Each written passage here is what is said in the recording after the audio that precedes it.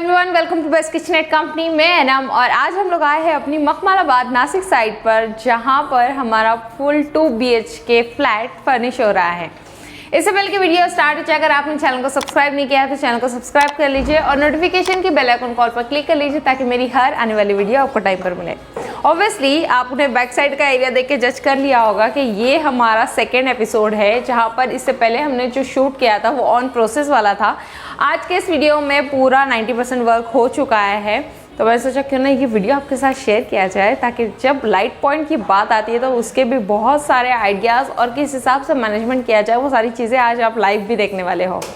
तो चलिए शुरू करते हैं आज का ये वीडियो। राइट नाउ अभी हम लिविंग रूम में हैं। सेफ्टी डोर रेडी है, बाहर से लाइट का काम चालू है इसलिए मैं ओपन नहीं कर पाऊंगी, बट हम इसे थोड़ी देर में विजिट करेंगे। यहाँ पर हमारा टीवी नेट पूरा रेडी हो चुका है, पूरा अलाइनमेंट प्रोसेस पे हो चुका है और लाइट पॉइंट के कुछ बेसिक कनेक्शन है, जैसे वहाँ पे हमारे काम चल रहे हैं टीम मेंबर के साथ। और यहाँ पे हमारा, जैसे कि मैंने बताया कि जो लिविंग है वो किचन से डायरेक्टली अटैच था, जिसे हम लोगों ने कंपार्टमेंट देते हुए एक साइड से स्टोरेज है जो कि किचन की तरफ से एक्सेस किया जाएगा। मिडल में एक डाइनिंग टेबल दे दी है जो कि दोनों तरफ से एक्सेस की जाएगी, लिविंग से भी और किचन की तरफ से भी।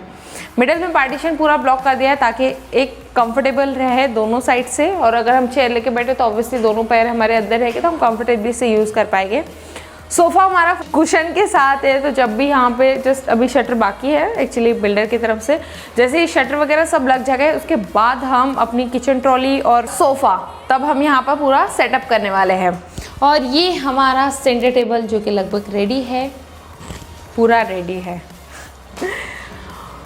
कॉर्नर में एक स्पेस हमें फेस हुई थी, ये कॉर्नर जो आप देख रहे हैं यहाँ पे स्टोरेज यूनिट था, यहाँ पे पीछे पिलर है एक्चुअली, बट ये कॉर्नर हम ब्लैक नहीं छोड़ना चाहते थे तो इसका भी कुछ यूटिलाइज कर लिया। तो यहाँ पे जिगजैग में जो शेल्फ दे दिया उसके अंदर लाइट पॉइंट ऐड कर ली, तो यहाँ पे जैसे शोकेस टाइप हमें डीप में चेंज मिला है।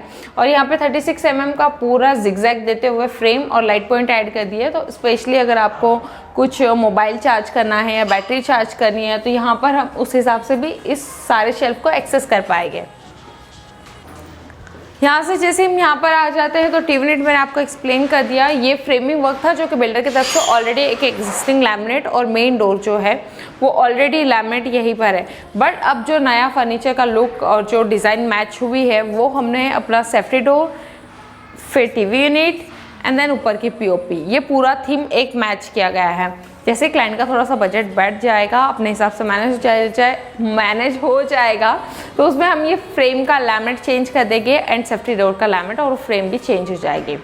जैसे अंदर की तरफ आ जाते हैं तो एल शेप पे हमारा किचन है, जिसके मैंने बताया 90% हो गया, 10% में यही चीज़ें हैं जो कि पेंडिंग है। जैसे बिल्डर की तरफ से शटर लग जाएंगे तो ये वाली सारी चीज़ें हम लोग असेंबल करने वाले हैं। यहाँ पर जो कैबिनेट है, कैबिनेट के नीचे भी प्रोफाइल लाइट दे दी है, मिरर एक ऑर्गेनाइज हो जाएगा, नीचे पूरा ड्रावर देते वक्त ये पूरा स्टोरेज के लिए एक्सेस किया जाएगा। और यहाँ पर हम आ गए हैं मास्टर बेडरूम में, लाइट के काम चल ही रहे हैं तो आप देख सकते हैं किस हिसाब से हमें सारे पॉइंट निकालने के लिए वॉल को ब्रेक करते हुए सारे वायर पॉइंट्स बाहर की तरफ निकालनी होती है। साइड टेबल का बोर्ड आपने पहले शूट में देखा होगा, वहाँ पर जो लाइट बोर्ड आप देख रहे हैं वो ऊपर की तरफ था, अब हमने एग्जैक्टली उसको साइड टेबल के ऊपर ऑर्गेनाइज कर दिया है। यहाँ पे बैक साइड का बोर्ड, जो बैक साइड का हेड बोर्ड है एक्चुअल में, ये हाइट में पहले हम बढ़ा लेने का डिसाइड कर रहे थे, फिर बाद में इसे नॉर्मली स्टैंडर्ड हाइट में हम लोगों ने 3 फीट में ऑर्गेनाइज कर दिया। बेड आ चुका है और हमारे दोनों वार्डरोब भी बड़े अच्छी तरीके से ऑर्गेनाइज हो गए हैं। थीम के अकॉर्डिंग हमने कुछ इस तरह से इसे प्लान किया है कि पूरी वाइट हैंडल दे दी, क्योंकि ऑब्वियसली शटर पूरे वाइट है। अंदर की तरफ से 2 ड्रावर दे दिए, जस्ट नॉर्मल ड्रावर दे दिए। यहाँ पे जस्ट हम लोग टॉवल वगैरह रखने वाले, तो ऑब्वियसली हम अपने हिसाब से फोल्डेबल के अकॉर्डिंग यहाँ पे कस्टमाइज़ किया गया है, तो ऑब्वियसली ये टॉवल वगैरह के हिसाब से ऑर्गेनाइज हो गया है। लाइट लग गई, काफ़ी अच्छा लग रहा है। डीप पे हमें लगभग ये 18 से 19 इंच का यहाँ पर स्पेशली डीप मिला है, तो यहाँ पे भी हम अपने आर्टिफैक्ट्स रख सकते हैं। नीचे कुछ हमारा मल्टी अकॉर्डिंग जितना भी हम स्टोर करना चाहें उस अकॉर्डिंग स्टोर करेंगे। नीचे से स्कर्टिंग दे दी है लगभग 4 इंच के करीब, क्योंकि हमें एक थीम मैच करनी थी, तो अगर झाड़ू डस्टिंग जो भी है हम उस हिसाब से कवर कर पाएंगे पूरा एरिया। यहाँ पे हैंगिंग वाला सेक्शन दे दिया, क्योंकि मोस्टली बहुत छोटे छोटे क्लॉथ है जो यहाँ पे यूज़ होने वाले हैं, तो उस अकॉर्डिंग यहाँ पे हैंगिंग वाला सेक्शन और ऊपर भी फोल्डेबल क्लॉथ के अकॉर्डिंग ये सिस्टम हो गया। यहाँ पे हमने विंडो के दोनों साइड से एक सी टाइप में पूरा फ्रेमिंग वर्क दे दिया ताकि लुक वाइज अच्छा लगे। यहाँ पर एक छोटा सा सिटिंग एरिया बन जाता है, लगभग इसकी डीप हमें 11 इंच मिली है, तो यहाँ पे हम आराम से बैठ भी सकते हैं। यहाँ पे सेम कंटिन्यू हुआ है, बट यहाँ का अंदर का फॉर्मेट हमने कुछ अलग रखा है। हमारे क्लाइंट उनके यहाँ पर जो फोल्डेबल जैकेट्स हैंगिंग जो जैकेट्स वगैरह आए कि वो हाइट में ज़्यादा बड़े हैं, उस अकॉर्डिंग साइजेस लेते हुए हमने इसकी हाइट ज़्यादा दी है। यहाँ पे सारे फोल्डेबल क्लॉथ सेम, 2 ड्रावर, नीचे ये ओपनेबल वाला सेक्शन और यहाँ पर सेम मिडल में एक शेल्फ दे दिया है और वो नीचे ऊपर दोनों स्पेस से कंटिन्यू यूटिलाइज होगा स्पेस। अब अपने मास्टर बेडरूम 2 में आ गए हैं। मास्टर बेडरूम 2 में है, यहाँ पे पिलर फेस हुआ था तो ऑब्वियसली हमें बैक साइड का बोर्ड यहाँ पे 4 इंच का रखना पड़ा है। उसके बाद जैसे ही थीम कंटिन्यू हो रही है, कॉर्नर में साइड टेबल दे दिया है और आप देख रहे हैं किस हिसाब से विंडो को वॉल को ब्रेक करते हुए हमें सारे लाइट पॉइंट एडजस्ट करने रहते हैं। तो यहाँ से पूरा लाइट पॉइंट का कनेक्शन वहाँ पर दिया गया है, तो ये सारी प्रोसेस का काम चल ही रहा है। सारा सामान है, तो इसका जब फाइनल शूट होगा तो हम फाइनल शूट में सारी चीज़ें देखने वाले हैं। हमारा लिविंग रूम जो कि फुल रेडी रहेगा, वहाँ पे सोफ़ा भी हमें मिल जाएगा और किचन भी देखने के लिए हमें मिल जाएगा, तब तक किचन का भी वर्क हो जाएगा।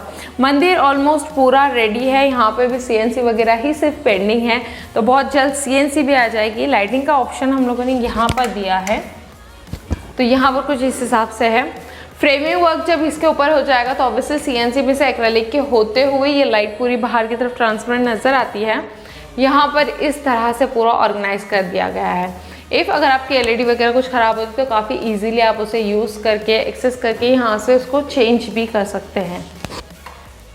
CNC दोनों साइड से रखी गई है, वॉल की तरफ से भी रख दी गई है और इस साइड से भी रख दी गई है। विदाउट शटर रखा गया है इस मंदिर को स्पेशली। नीचे के साइड से 2 ड्रावर दे दिए जो कि व्हील के साथ दिए गए हैं। मिडल में एक कंपार्टमेंट दे दिया गया है कुछ इस हिसाब से।